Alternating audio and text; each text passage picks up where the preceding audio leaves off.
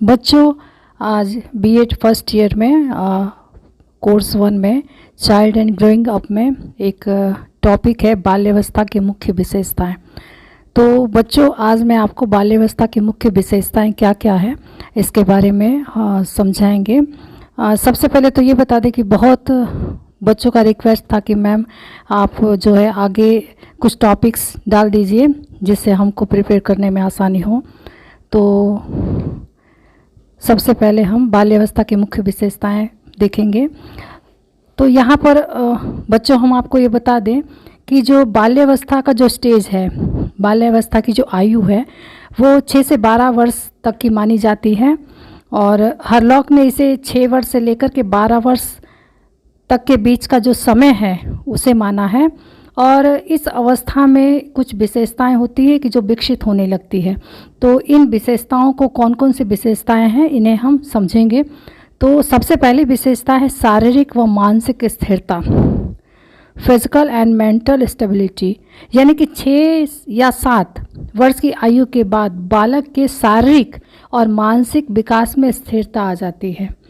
यानी कि ये जो स्थिरता है ये इसकी शारीरिक और मानसिक शक्तियाँ दोनों को दृढ़ता प्रदान करती है, यानी दोनों को मजबूत करती है और जिसके फलस्वरूप उनका जो मस्तिष्क है वो परिपक्व सा हो जाता है, या हम ये कह सकते हैं कि वो परिपक्व सा स्वयं वयस्क सा जान पड़ता है। जैसे कि बच्चों कभी कभी हमने देखा है कि बच्चे हैं तो बहुत छोटे दिखने में, लेकिन कभी कभी इतनी बड़ी बड़ी बातें करते हैं कि हम खुद कंफ्यूज हो जाते हैं कि ये बच्चा इतना बड़ा हो गया है।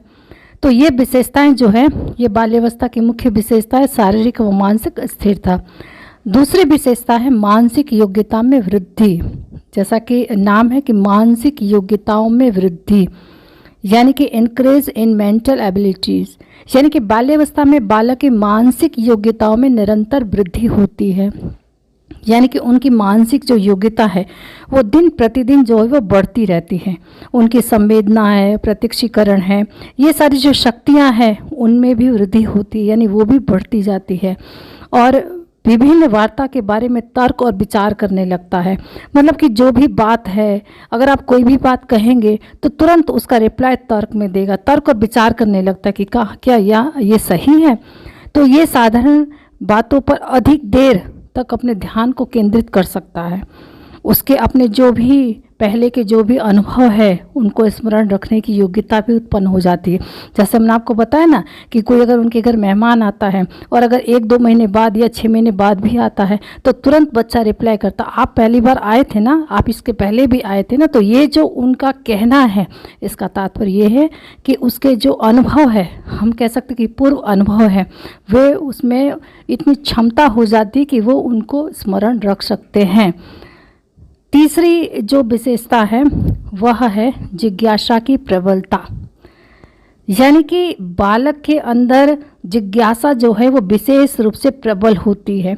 जिज्ञासा यानी कि बहुत सारी चीज़ों को जानना क्या चीज़ है। तो हम ये कह सकते हैं कि बच्चा जो है, बालक जो है, जिन वस्तु के संपर्क में आता है उनके बारे में प्रश्न पूछकर हर तरह की जानकारी प्राप्त करना चाहता है। जैसे कि अगर आप बच्चों को मार्केट लेकर जाएंगे ना तो वो तुरंत प्रश्न करेगा, ये क्या है, ये क्या है। तो ये सारी चीज़ें उनकी जिज्ञासा को दर्शाता है। उनके ये प्रश्न शैशवावस्था के साधारण प्रश्नों से भिन्न होते हैं। अब जो शैशवावस्था का जो स्टेज है उसमें जो प्रश्न करते हैं और इस स्टेज में जो प्रश्न करते हैं दोनों में काफ़ी अंतर देखने को मिलता है, मतलब दोनों भिन्न हैं। अब वह शिशु के समान नहीं पूछता है कि वह क्या है, इसके विपरीत क्या पूछता है, वो पूछता है कि यह ऐसा क्यों है। तो ऐसा जो भी चीज़ पूछता है ये उसकी जिज्ञासा की प्रबलता को दर्शाता है। इसके पश्चात हम विशेषताओं में चौथा टॉपिक देखें कि वास्तविक जगत से संबंध। यानी कि इस अवस्था में जो बालक है वो शैशवावस्था के काल्पनिक जगत से बाहर निकलकर वास्तविक जगत में प्रवेश करता है और ये उसकी प्रत्येक वस्तु से आकर्षित होकर वे उस ज्ञान को प्राप्त करना चाहता है। यानी कि वो जिससे आकर्षित होता है, जो भी चीज़ें होती है उनसे वो आकर्षित होकर के और उसके बारे में ज्ञान प्राप्त करना चाहता है, उससे जानना चाहता है। तो ये क्या है, ये उसके वास्तविक जगत के संबंध है। इसके बाद 5वां है पॉइंट से रचनात्मक कार्यों में आनंद। यानी कि बालक को रचनात्मक कार्यों में विशेष आनंद आता है वह साधारणतः घर के बाहर किसी भी कार्य को करना चाहता है। जैसे कि अगर आप बगीचे में पानी डाल रहे हैं ना, तो बच्चा भी तुरंत पीछे पीछे आएगा पानी डालने के लिए। तो ये सारी जो है इसके विपरीत जो लड़कियां हैं, जो बालिकाएं हैं, वो भी घर में कोई ना कोई कार्य करना चाहती है, जैसे सीना है, पिरोना है, कढ़ाई करना इत्यादि। तो बच्चों ये जो थी, ये हमने आपको बाल्यावस्था की मुख्य विशेषताएं बताई है, और इसे आप 2 से 3 बार जब आप सुनिएगा तो ऑटोमेटिक आपको लर्न हो जाएगा। कोई कन्फ्यूज़न है तो आप बेटा कमेंट्स बॉक्स में लिख करके बताइएगा, हम उसको तुरंत रिप्लाई करेंगे। ओके बेटा, थैंक यू।